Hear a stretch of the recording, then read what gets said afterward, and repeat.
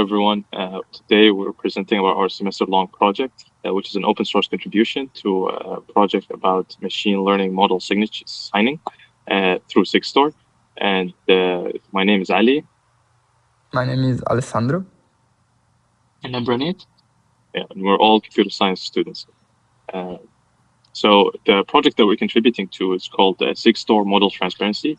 And this project aims to prevent supply chain attacks that involves machine learning models. Traditionally, machine learning models are tensor files, pickle files, and which are easy to attack and intercept through man-in-the-middle attack or supply chain attacks, where you can edit the code or the weights, and attackers can elicit like unintended behavior.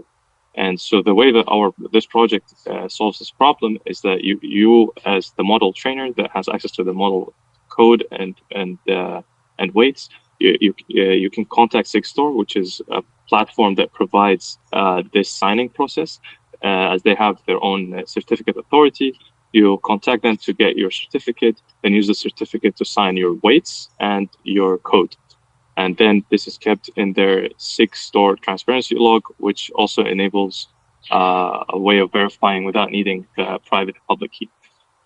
And this information is kept in their logs.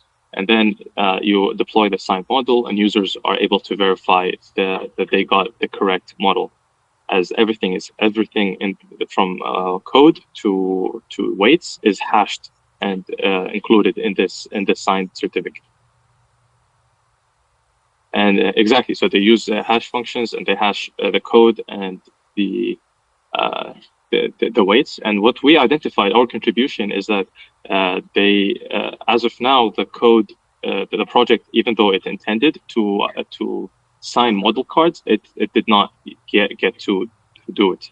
And this is exactly what we're doing. But first, let's talk about what are model cards. So each machine learning model on popular platforms like Hugging Face, where people deploy their own machine learning models, it has a model card. And the model card is comprised of two parts. It's a markdown file that in the top, it has a YAML data which represents the metadata that is used to sort, identify the specific machine learning model, and it has a text description for human readability.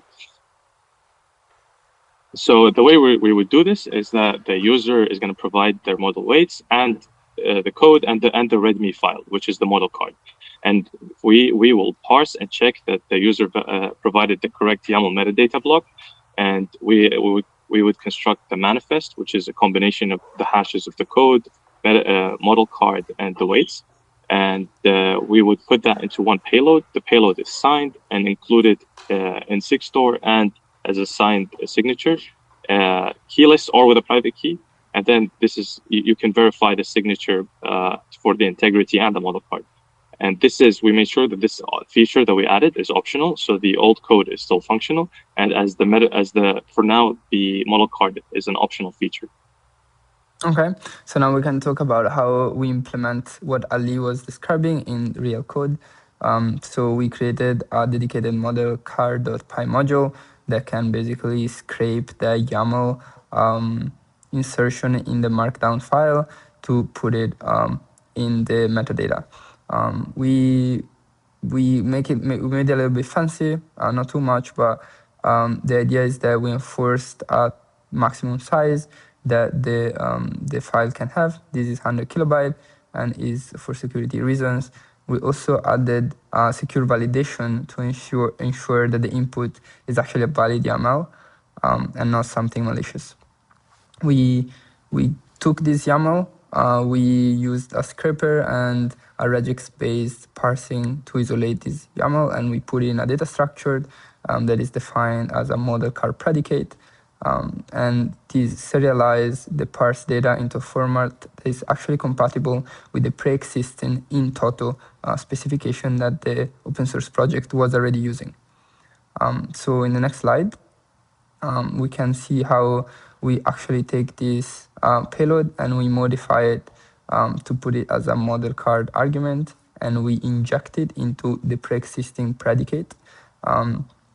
This predicate is the in toto framework that we were talking about before, and we basically map the model card data into a specific field of this predicate.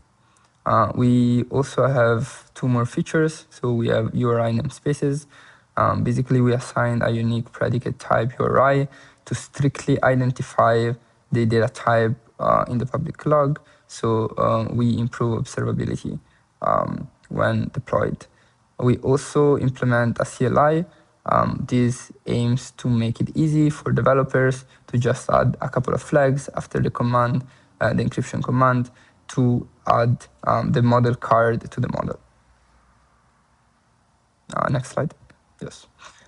Why do we do this? It was partly covered by Ali before, but basically this model card is gonna become our single source of truth. It's not gonna be able to be modified at all. So we don't have a mutable, like a history at all, because it's gonna be immutable. And this basically prevents tampering. So someone modifying whatever we wrote about our model, that is not gonna be able to happen because we signed it.